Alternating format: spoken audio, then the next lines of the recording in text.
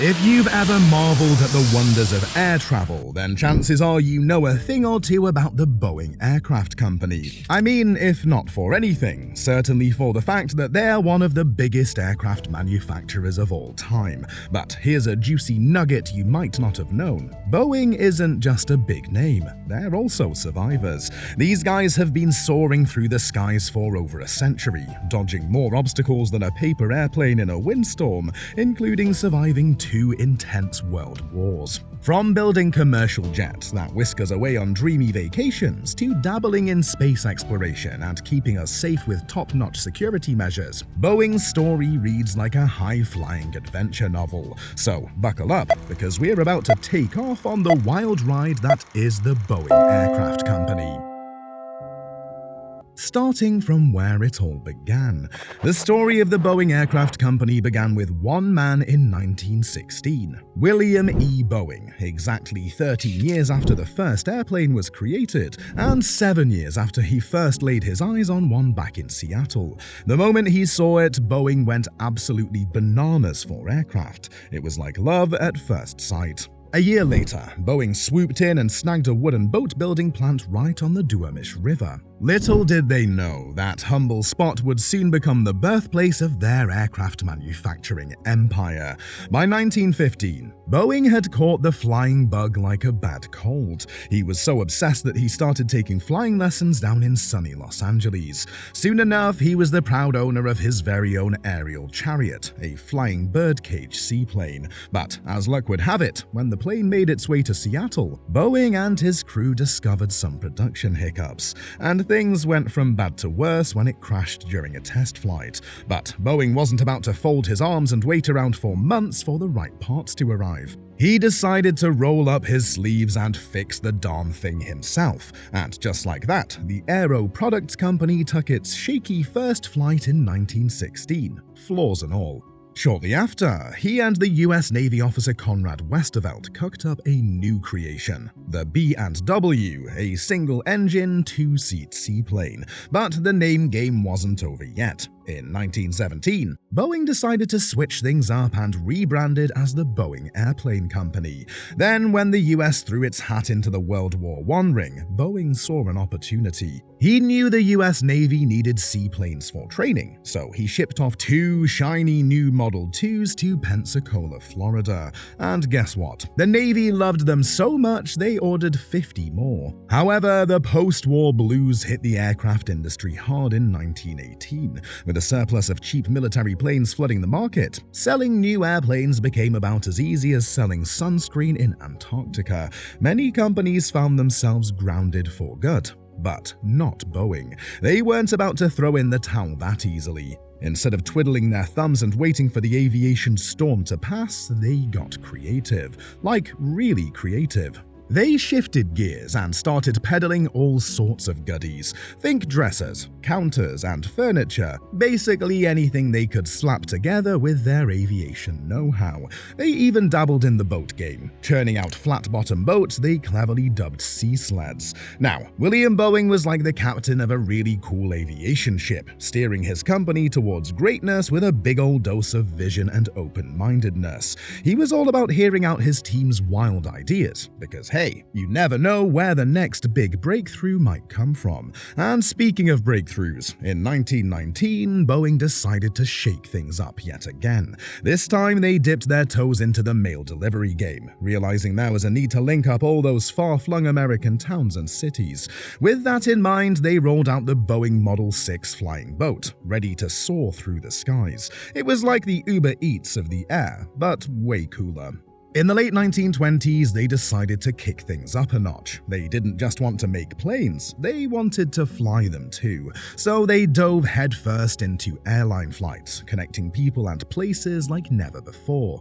Over the next 8 years, they made international airmail flights from Seattle to Victoria, British Columbia, and beyond. In the early 1930s, Boeing became the Steve Jobs of the aviation world, leading the charge in all-metal aircraft construction and shaking up the design game like like nobody's business. It was like they had a crystal ball, setting the path for transport aircraft for years to come.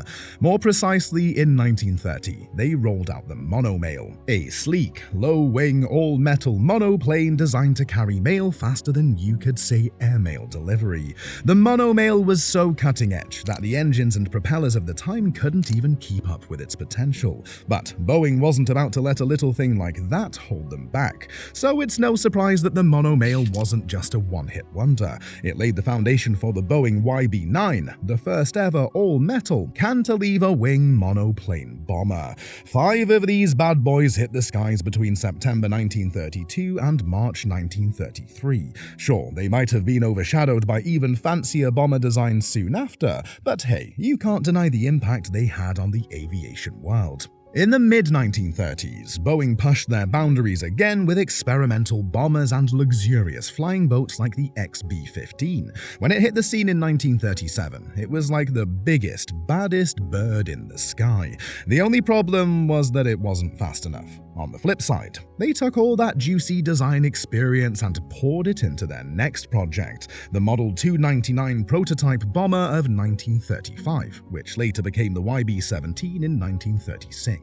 Meanwhile, they struck a deal with Pan American World Airways to whip up the Boeing 314 Clipper, a commercial flying boat that could zip passengers across the ocean. And just when you thought that they couldn't top that, Boeing introduced the Model 307 Stratoliner, the first pressurized cabin plane, flying above the clouds and weather woes. As World War II kicked into high gear, Boeing got back in the game of cranking out planes for the American military. Throughout the war, they pumped out loads of B-17 and B-29 bombers, scoring them a solid spot as the 12th biggest player in wartime production contracts among US companies. With lots of guys off fighting, women stepped up big time in the factories. By March 1944, they were on a roll, banging out over 350 planes a month. And the best part is that they were very innovative with their game plan. See, in order to dodge potential air attacks, they camouflaged their manufacturing plants with all sorts of greenery and farm-like materials.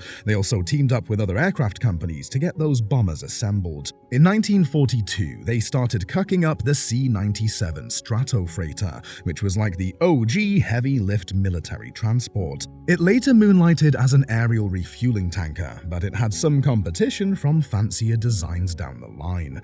After the war, Boeing hit a rough patch when most bomber orders got axed, leaving a whopping 70,000 people out of work.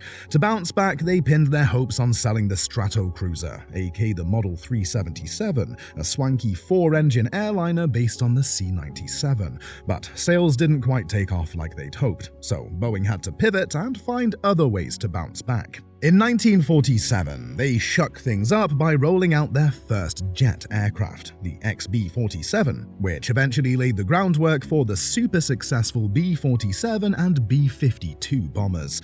In the late 1940s and throughout the 1950s, Boeing was on a roll with military jets like the B-47 Stratojet and the iconic B-52 Stratofortress bombers. But they weren't content to just stick with military contracts. So, in the early 50s, they took a gamble with their own cash to develop the 367-80 jet airliner demonstrator, laying the groundwork for game changers like the KC-135 Stratotanker and the Boeing 707 jetliner. These babies weren't just pie-in-the-sky dreams. They were put together right in Boeing's Wichita, Kansas facilities, which held down the fort from 1931 all the way to 2014.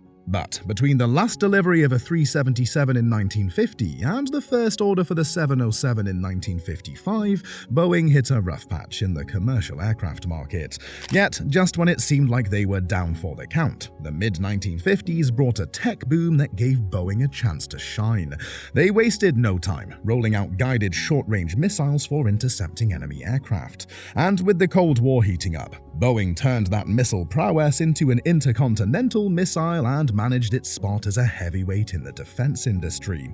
In 1960, Boeing made a power move by snagging Vertol Corporation, the big player in the helicopter scene at the time. They rebranded it as Boeing Helicopters and got busy churning out cool rides like the CH-47 Chinook and the CH-46 Sea Knight, basically the muscle cars of military choppers. While they were flexing their helicopter muscles, they were also busy cooking up some serious missile mojo, birthing heavy hitters like the Minuteman missile in 1962 and the AGM-86B cruise missile. Then in December 1960, Boeing dropped a bombshell with the 727 jetliner, hitting the skies 3 years later and becoming a commercial sensation. With different versions tailored for passengers, freight, and whatever else you could cram in it, it quickly racked up sales, becoming the first commercial jet to hit the 1,000 mark.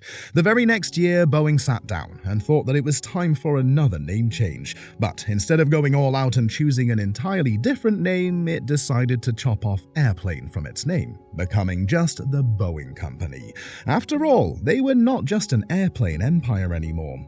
Around the same time, it secured a contract to produce the SIC stage of the Saturn V rocket, a project based in New Orleans. Shortly after, Boeing launched the 747 project. They even built a ginormous factory in Everett, Washington to handle the beast. In 1967, Boeing rocked the aviation world yet again with the twin-engine 737 airliner. This versatile workhorse wasn't just another plane. It went on to become the best-selling commercial jet aircraft ever.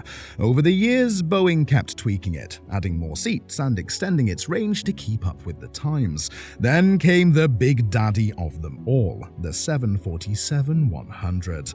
In 1968, Boeing proudly unveiled this mammoth aircraft at its Everett facility. A year later, it soared into the skies for the first time, paving the way for its commercial debut in 1970. With its intercontinental range and roomy interiors, the 747 set a new standard in air travel that's still felt today. But Boeing wasn't content with just dominating the skies. They also made waves on the water with hydrofoils in the 60s. While the Navy's hydrofoils eventually sailed into retirement in the late 80s, Boeing's jetfoils are still zipping around in Asia, proving that when it comes to innovation, Boeing's influence spans far and wide.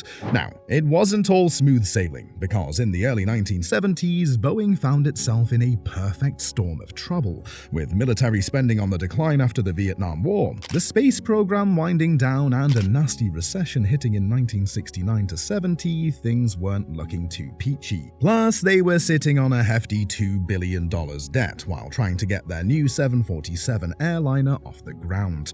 To add insult to injury, the 747's debut was delayed by 3 months due to engine problems. And just when they thought it couldn't get any worse, Congress pulled the plug on their supersonic transport project in March 1971. It was like a triple whammy of setbacks. The fallout was huge. The commercial airplane group, Boeing's biggest unit, went from a whopping 83,700 employees to just 20,750 in just 4 years. And the ripple effect was felt across Seattle, where each unemployed Boeing worker cost another job in the area.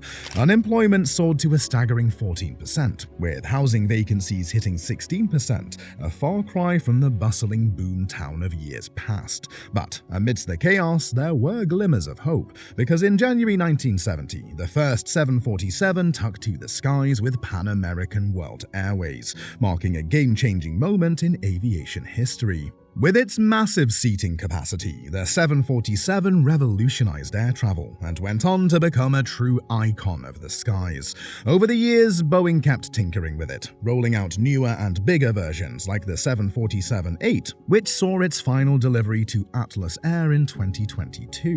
In 1983, things started looking up economically, giving Boeing a much-needed boost. They hit a major milestone by assembling their 1,000th 737 passenger aircraft. aircraft.